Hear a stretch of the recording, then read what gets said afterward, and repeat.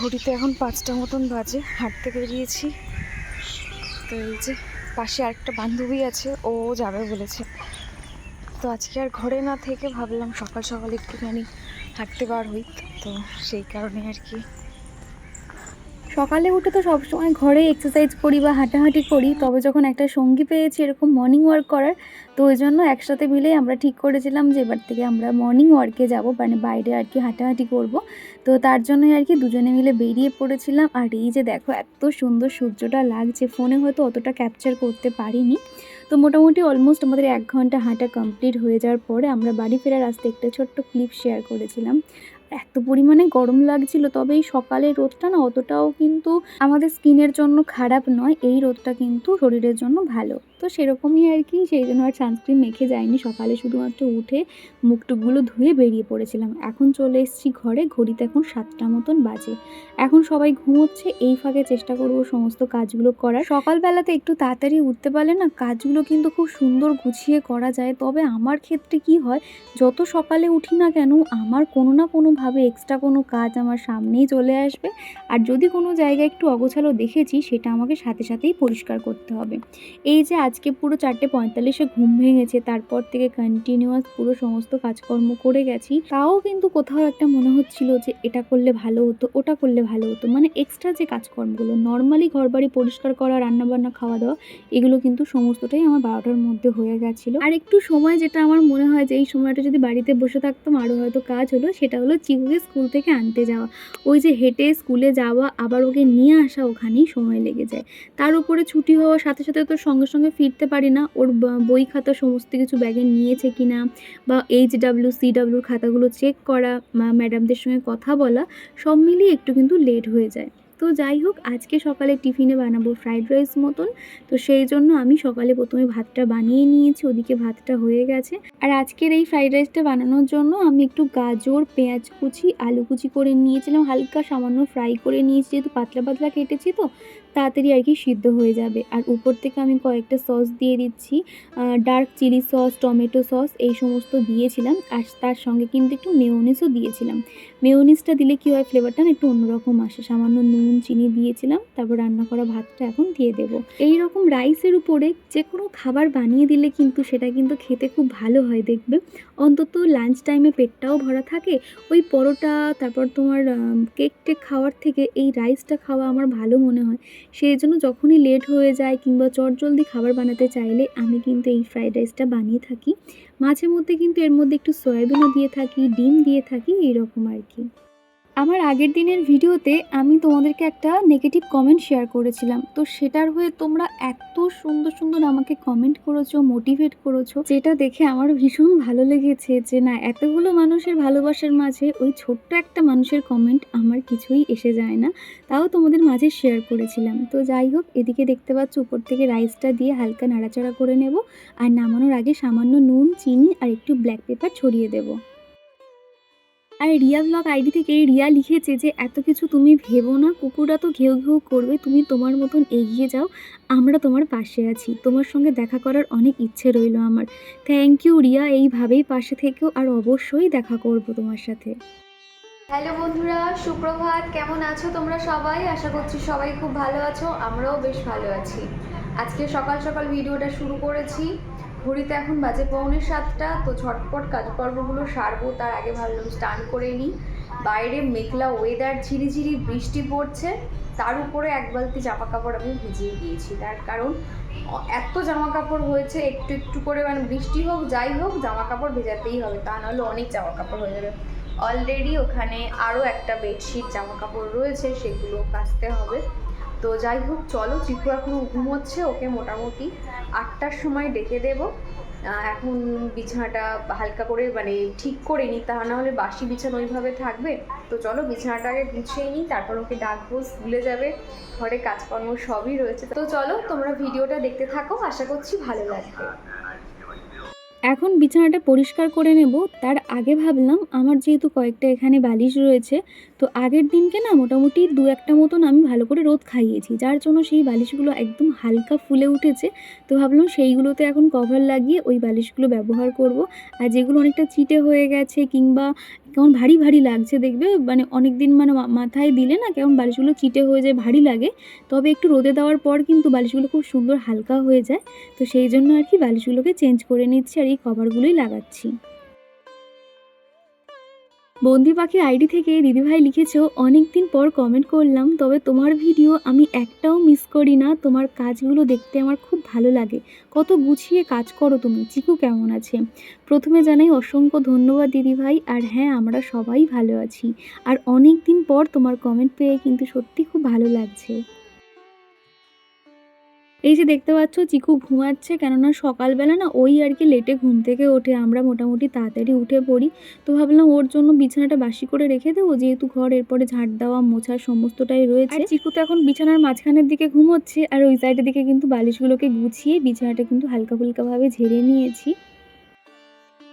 আর এখন যদি এই বিছানাটা ফেলে রাখতাম তাহলে দেখবে ঘর ঝাঁট দেওয়া মোছার পরে বিছানা থেকে সামান্য হলেও তো ধুলো পড়তো, আমার ডবল খাটুনি হতো। তো সেই জন্য না আমার একটা কথা সবসময় মনে পড়ে, যে প্রতি ভালোবাসা থাকলে সেই কাজটা কিন্তু আমরা কৌশলে আরও সুন্দর করে করতে পারি। আর জয়শ্রী আমাকে কমেন্ট করেছো, দিদি তোমার এই বাড়ির রেন্ট কত নেয়? এই বাড়ির সম্বন্ধে দেখো আলাদা একটা ভিডিও রেডি করা আছে, ওখানে কিন্তু সমস্তটা বলেছি। আশা করছি ওটা দেখলে তোমার অনেকটা আইডিয়া হবে আর কি। আর যেখান থেকে বাড়িতে এসেছি এই কাজটাকে না একদমই মোছার টাইম পাচ্ছিলাম না। যখনই মুখ দেখতাম সাদা সাদা হয়ে থাকতো, শুধু মনে হতো কতক্ষণে মুছবো। সেজন্য কলিন দিয়ে দেখো সুন্দর করে মুছে নিয়েছি। আর এই সাইডের উপরের দিকটা না এত ধুলো পড়েছিল, আমি ভালো করে ঘষে ঘষে পরিষ্কার করে নিয়েছি। আসলে সাদা শোকেস তো একটুখানি ধুলো পড়লে খুব চোখে পড়ে আর কি। চুমকি বলেছো, দিদিভাই তোমার ভিডিও অনেক দিন পর দেখলাম, খুব ভালো লাগলো। চিকু কেমন আছে আর তুমি কেমন আছো? হ্যাঁ চুমকি, আমরা সবাই ভালো আছি গো, তোমরা কেমন আছো অবশ্যই জানিও। আর গির্জা মাহাতো আইডি থেকে এক দিদিভাই লিখেছো, দীপা কেমন আছো তুমি? তোমার ভিডিও দেখতে আমার খুব ভালো লাগে, আমি রোজ দিন তোমার ভিডিও দেখি, আমিও পরিষ্কার করে কাজ করতে ভালোবাসি, প্লিজ আমার নামটা নিও। এই যে গির্জা, তোমার নামটা বলে দিলাম। এদিকে শোকেসটা খুব ভালো করে একটা সুতির কাপড় দিয়ে মুছে নিয়েছি। আর এই কলিন দিয়ে মুছলে না সত্যি কিন্তু সমস্ত ডাস্টিংয়ে যে ধুলোগুলো থাকে সেগুলো কিন্তু খুব ভালো করে উঠে আসে। আর এই নিচের এই যে রডগুলো দেখতে পাচ্ছ, এগুলো যেহেতু লোহার খাট, যার জন্য না আমি এখানে জল ব্যবহার করতে পারি না। ওই কলিন দিয়ে আমাকে মাসে মোটামুটি একবার পরিষ্কার করতে হয়। আর পায়েল দিদিভাই বলেছো, লোকের কথায় পাত্তা দিও না, যারা তোমাকে খারাপ বলছে তারা সে যেন তোমার থেকেও অনেক ভালো, যে খুব ভালো ভিডিও বানাতে পারে, দর্শকের মন জয় করতে পারে, তাহলে অন্যকে একটু কটু কথা বলার সময় পাবে না। একটু এতটুকু বললাম। যাকগে, আমিও তোমার মতন বিছানা পেতে থাকি, খুব ভালো লাগলো। আসলে কি জানো তো দিদিভাই, কিছু কিছু মানুষ আছে মানুষকে না হার্ট করে কথা বলতে ভালোবাসে। তারা চেনে না জানে না একটা মানুষকে, একটুখানি ওই 2-4 মিনিটের ভিডিও দেখে সেখানে জাজমেন্ট করে বসে। এগুলো না কী করে যে তারা পারে, মাঝে মধ্যে অবাকও লাগে। তো যাই হোক, ডাস্টিংয়ের কাজ কমপ্লিট করে এখন এই যে ঘর বারান্দাগুলো ঝাড়ু দিয়ে দিচ্ছি। আর আগেই আমি সকালে ঘরটা মুছে নিয়েছিলাম, যেহেতু চিকুর পাপা ঠাকুর পুজো করে যায়, এই জন্য একটু ঘরটা মুছে দেওয়া, ঠাকুরের বাসনগুলো মেজে দেওয়া, এইগুলো হাতে হাতে এগিয়ে দিই, তাহলে ওরও ভালো লাগবে আর কি। তা নাহলে সমস্ত কিছু ওর ঘাড়ে ছেড়ে দিলে তখন আর ঠাকুর পুজো দিয়ে যেতেই চাইবে না।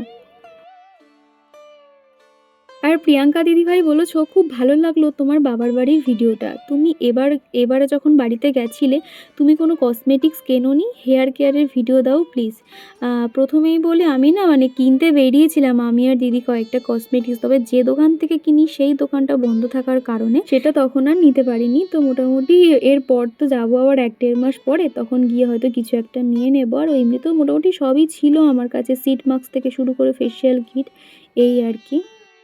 এখন এই ঘরের চেয়ারটা না, মানে একটা চেয়ারে চিকু কখন এদিক ওদিক নিয়ে যায়। আমি না এরকম কুশানগুলোকে সাজিয়ে রাখতে পছন্দ করি, দেখতেও ভালো লাগে। আর এই কুশানগুলো না 5টা সেট কিনেছিলাম, তো মোটামুটি 2টো আমি ব্যবহার করছি আর 2টো এইভাবে চেয়ারের উপরে রেখে দিই। আর আরও একটা কভার ছিল, সেটা আমি রেখে দিয়েছি স্টকে। তো চেয়ারের উপর সাজিয়ে রাখলে না দেখতে কিন্তু বেশ ভালো লাগে। তবে চিকু এখন এত বদমাইশ হয়ে গেছে, কিছু একটা উপর থেকে নামানোর হলে তখন ওই চেয়ারগুলো ঠেলে ঠেলে না সেই জিনিসটাকে নামানোর চেষ্টা করে। মাঝে মধ্যে এত ভয় লাগে যে বাই চান্স যদি পড়ে যায় মাথা ব্যথায় পুরো আঘাত পাবে। তো যাকে এদিকে মোটামুটি ঘর বারান্দা ঝাড়ু দিয়ে দিয়েছি। এখন আমার এই যে ছোট্ট সিঁড়িপথটা ভালো করে ঝাড়ু দিয়ে দেবো। সিঁড়ি এবং এই যে সিঁড়িতে যে রডগুলো আছে এগুলোও একটু মুছে নিতে হবে। পূর্ণিমা আমাকে জিজ্ঞাসা করেছে, তুমি কলকাতায় কোথায় থাকো? আমি এখন বর্তমানে রয়েছি হাওড়া সাঁকরাইল, তবে কলকাতাতে আমার শ্বশুর বাড়ি। আর আমরা এখানে জবসূত্রেই থাকি, এই আর কি। আমার এই সিঁড়িপথে বড় যে কাঠের দরজাটা দেখলে সেটা কিন্তু অল টাইম বন্ধ করেই রাখি, যেহেতু সামনে ওখানে গেট দেওয়া আছে, কোথায় সাপ খোপ ঢুকে যায় তার কারণে অল টাইম বন্ধ থাকে। তাও যে কোথা দিয়ে ঘরের মধ্যে এত ধুলো ঢোকে আমি নিজেই সত্যি কথা না বুঝতে পারি না যে এত ধুলো কোথা থেকে আসে। এই ঝাড় দিয়ে বার হবো, যদি আমি 1 সেকেন্ড পরে আবার ঝাড়ু দিতে যাই সামান্য সামান্য কিন্তু ধুলো থেকেই যায়। আর এমনিতেও তোমরা খেয়াল করলে দেখবে আমি যখনই ঘর ঝাড়ু দিই বসে বসে ঝাড়ু দিই, যাতে একটা ধুলোও না এদিক ওদিক ছড়িয়ে থাকে। তাও কিন্তু কোথা দিয়ে এত ধুলো চলে আসে না কি বলবো। আর এমনিতেও টাইলসের মেঝেতে কী হয় জানো তো, ধুলো কিংবা চুল যদি থাকে না খুব পায়ে পায়ে হয় আর খুব বিরক্ত লাগে এটা। আর এদিকে দেখতে পাচ্ছ মেঘ করে এসছে, ঝমঝমিয়ে বৃষ্টি আসবে, তার আগে কিন্তু একদম ঠিক সময় আমি ঘর বারান্দাটা ঝাড়ু দিয়ে নিয়েছিলাম। এখন চলে এসেছিলাম ছাদে, কয়েকটা জামা কাপড় ছাদে ছিল, সেগুলো আস্তে আস্তে সামান্য ভিজে গেছিলো। তারপরেই ঝমঝমিয়ে বৃষ্টি এলো। তো এখানে খানিকক্ষণ দাঁড়ানোর পরে দেখলাম ট্রেন যাচ্ছে। ট্রেন দেখার পরে ভাবলাম যে জামা কাপড়গুলো সিঁড়িতে মেলে দিই। সিঁড়িপথটা অনেকটাই মানে বড় জায়গা, তবে এখানে জামা কাপড় যে রাখার মতন কোনো রকম যে দড়ি টাঙাবো সেরকম পজিশন ছিল না, যার জন্য এই যে স্ট্রেচেবল যেগুলো দড়িগুলো থাকে ঠিক সেইগুলো নিয়ে ভাবলাম যে এখানটাতে তাহলে কয়েকটা জামা কাপড় মেলে দিই। এই সামনে যেহেতু বর্ষাকাল আসছে, মানে বুঝতে পারছো এই রোদ এই বৃষ্টি হবে আর এই ঝামেলাটা আমাকে পোয়াতে হবে। এইভাবে জামা কাপড় না মেললে জামা কাপড় কিচ্ছু শোকাবে না, বারবার আমাকে গিয়ে জামা কাপড় ওলট পালট করে দেওয়া, শুকনোগুলো তুলে আনা। ভেজা যে জামা কাপড়গুলো সেগুলোকে আর আমি ছাদে রাখলাম না, সেগুলো এখন আধ শুকনো যে দেখতে পাচ্ছ এখন এখানটাতে মেলে দিচ্ছি। ছোট জায়গা তো, আর এই রেলিংয়েই মেলতে হয়, যার জন্য ভাবলাম রেলিংটা আগে মুছে নিই, তা নাহলে কী পরিমাণে যে নোংরা হয়েছিল। নিচের রেলিংটা তো একদম পরিষ্কার হয়ে গেছে, উপরটা হালকা ফুলকা মোছা ছিল, তবে সেভাবে ঘষে ঘষে পরিষ্কার করা হয়নি। আজকে কিন্তু খুব ভালো করে আমি ঘষে নিয়েছিলাম, আর কোথাও কোনো নোংরা নেই বললেই চলে। আর তারপরে কাজ সারতে সারতে ঘড়িতে বেজে গেছিলো 12:30। তো চলো চিকুকে এখন আনতে যাব স্কুল থেকে। এই যে রেডি হয়ে নিয়েছি, এখন যাব চিকুকে আনতে। ঘড়িতে এখন 12:30 বাজে, কেননা হেঁটে হেঁটেই যাবো। তো মোটামুটি 12:45 আমরা স্কুলে পৌঁছে যাই, আর 1টার সময় স্কুল ছুটি হয়ে যায়। তো যাই হোক চলো, আমার ফ্রেন্ড অলরেডি আমাকে ফোন করতে শুরু করে দিয়েছে। মোটামুটি আমাদের এই সোসাইটি থেকে 4-5 জন আমরা যাই, একসঙ্গে হেঁটে হেঁটে যাই। আর আসার সময় হয়তো এক একদিন হেঁটে এলাম, এক একদিন টোটো করে এলাম, এরকম করে আসা হয়। তো এই যে টি শার্টটা তোমরা দেখেছিলে, এই টি শার্টটা নিয়েছিলাম, বাড়িতে গিয়ে কিনেছিলাম। মানে অন্য কালার নেওয়ার ইচ্ছা ছিল, তবে কালার অপশন খুব একটা ভালো ছিল না। আর এই কালারটাও সুন্দর, একদম সেই তুঁতে কালার যেটা বলে ঠিক সেই কালারটা আর কি। তো এটাই আর কি পরে নিয়েছি, আর নিচে প্লাজো প্যান্ট পরেছি। তো যাই হোক চলো চিকুকে আনতে যাই।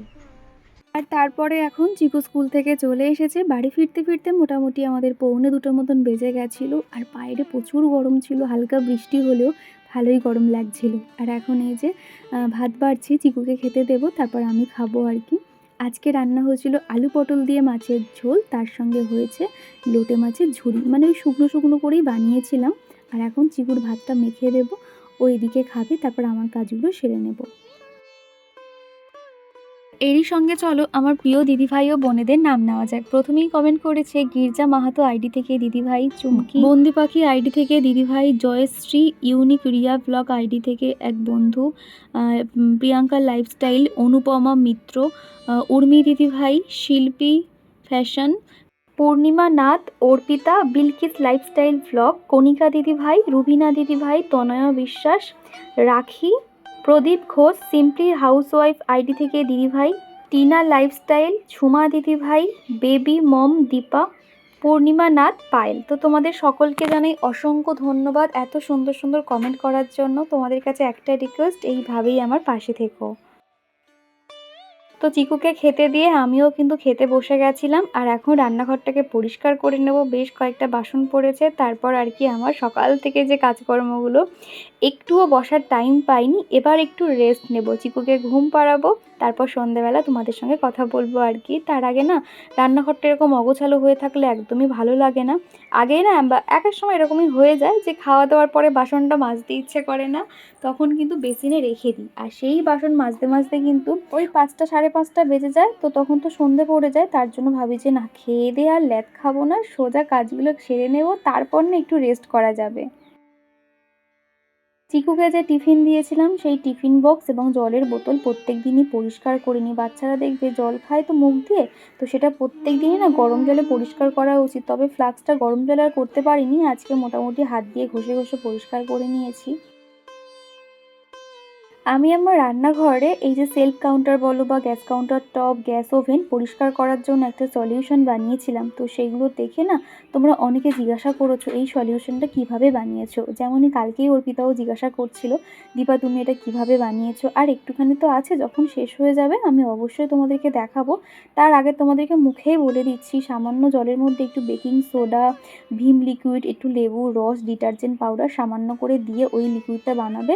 দেখবে খুব তাড়াতাড়ি কিন্তু তোমার তেল চিটচিটে ভাবটা উঠে যায় এবং অত কিন্তু বেশি লাগে না। একটুখানি স্প্রে করলেই কিন্তু দেখবে একটু ফেনা ফেনা হয়ে যায়, ওখানে স্প্রে করলেই কিন্তু খুব ভালো করে পরিষ্কার হয়ে যায়। তো আমি পারলে পরের বার তোমাদেরকে দেখিয়ে দেবো, এখন আপাতত মুখে বলে দিলাম, কেননা তোমরা অনেকেই জিজ্ঞাসা করছিলে তাই আর কি। আর এদিকে দেখতে পাচ্ছ রান্নাঘর একদম পরিষ্কার করে নিয়েছি। তো চলো আবারও তোমাদের সঙ্গে দেখা হচ্ছে সেই সন্ধেবেলা। চিকু ঘুম থেকে ওঠার পরে জিজ্ঞাসা করলাম কি খাবে, তো বললো পাস্তা বানিয়ে দাও। আর আমার তো পছন্দের পাস্তা হলো ডিসানোর পাস্তা। এই পাস্তাটা কিন্তু ভীষণ হেলদি, কোনো রকম ময়দা থাকে না, আটা এবং সুজি দিয়ে তৈরি। আর এই পাস্তাটা তোমরা যদি কেউ পারচেস করতে চাও, আমি কিন্তু ট্যাগ অপশান এবং ডেসক্রিপশন বক্সে কিন্তু দেওয়া আছে, তোমরা নিয়ে নিতে পারো। এটা মোটামুটি আমার 1 কেজি করে আমি 2টো প্যাকেট নিয়েছিলাম, এখনও পর্যন্ত রয়ে গেছে। আর এই পাস্তাগুলো বয়েল করার পর না এতটাই ফুলে ফেপে ওঠে, একটুখানি নিলেই কিন্তু অনেকটা বেশ মতন হয়ে যায়।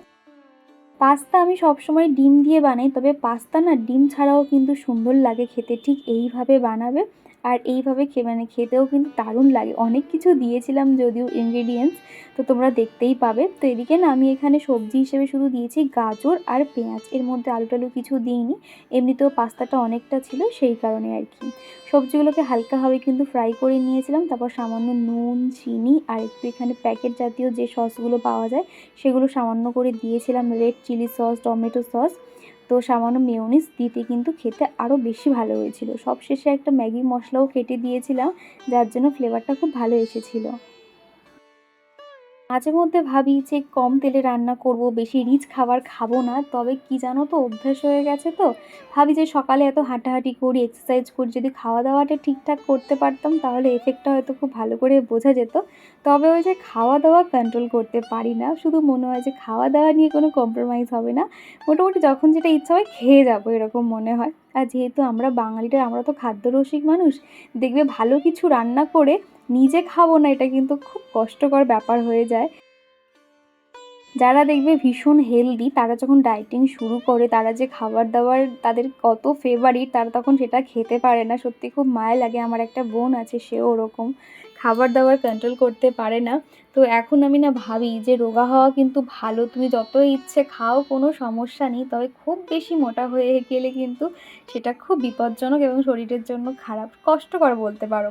নিজে একটা ইচ্ছে মতন খেতে পারবে না বা একটা পছন্দের ড্রেস পরতে পারবে না, এই আর কি। তো যাই হোক, এখন রাতের জন্য আমি ওদিকে ভাত বসিয়ে দিয়েছি। রাতের ভাতটা না অল্প করেই বসিয়েছিলাম, আর এদিকে ভাবলাম একটু ডিমের পোচ করে নিই। আর এই ডিম পোচটা খেতে না খুব ভালো লাগে। এটা কিন্তু আমি মানে খুব বেশি ফ্রাই করি না, হালকা এপিট ওপিট করে নিই, আমার জন্য করে নিই, আর ওদের জন্য তো মাছের ঝোল ঝাল রয়েছে। উপর থেকে সামান্য নুন আর একটু ব্ল্যাক পেপার দিয়ে দেবো, তাহলে ডিম পোচ একদম রেডি হয়ে যাবে। আর তোমাদের মধ্যে কেউ একজন জিজ্ঞাসা করেছিলে যে এইটা দিয়ে আমি কি করি, এটাকে আসলে তড়কা প্যান বলে। তো যাই হোক, চলো আজকের মতো টাটা।